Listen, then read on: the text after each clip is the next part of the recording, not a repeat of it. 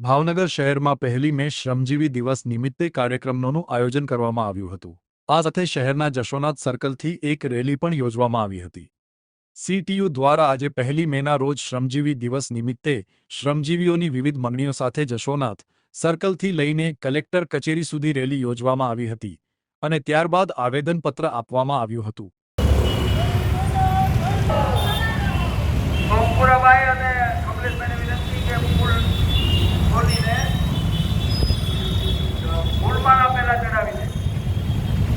ત્યાં સોમેશ કિરોભાઈ, સુબોધભાઈ, જોગુભાઈ આ બધાના જે એવા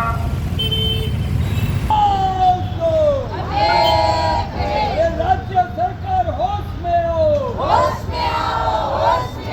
केंद्र सरकार कामदारों ने लघुत्तम वेतन आंगनवाड़ी हम भारत की नारी है फूल नहीं सिंगारी है हमसे ऊपर गाएगा आवाज दो आवाज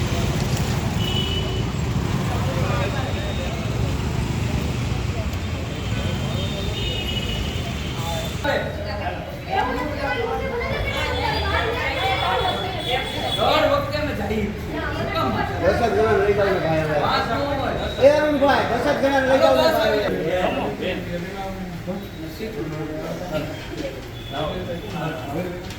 આજની મોંઘવારીમાં 5,500 કે 10,000 કેવી રીતના જીવાય? આશા વર્કરને માત્ર 5,500। હવે આ પરિસ્થિતિમાં પાછું કામ તો આપણે બધું લઈએ છીએ। સરકારને જ્યારે મેળો કરવો હોય તેથી બોલાવવાના કોને તો કે આંગણવાડી વર્કર। હમણાં હાસ્યાસ્પદ એક હુકમ કર્યો હતો કે કૂતરા અને જાનવર ગણવા જાવ આંગણવાડી બહેનોને બીએલઓની જવાબદારી આંગણવાડી વર્કરને આપવાની અને હમણાં છેલ્લે વસ્તી ગણતરી હતી તો એ કરવાનું ને ઉપરાંત પાછા બાળકોને પોષણ આપવાનું કામ તો ભેગું કરવાનું। દ્વારા બેઠક થઈ એમાં જીતુભાઈ પણ હતા, એમાં ઋષિકેશભાઈ પણ હતા અને બધા જ હતા। 4 કેબિનેટ મિનિસ્ટર હતા, એક સચિવશ્રી હતા અને નાણાં સચિવ હતા।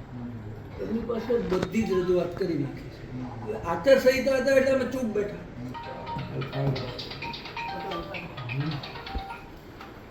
ઓકે નથી એટલે અમે કહીએ છીએ કે એને ઇક્વલ કરી અને ગુજરાત સરકારે વધારવું જોઈએ। આ એક। બીજું, આંગણવાડી બહેનો લાંબા સમયથી લડ્યા કરે છે।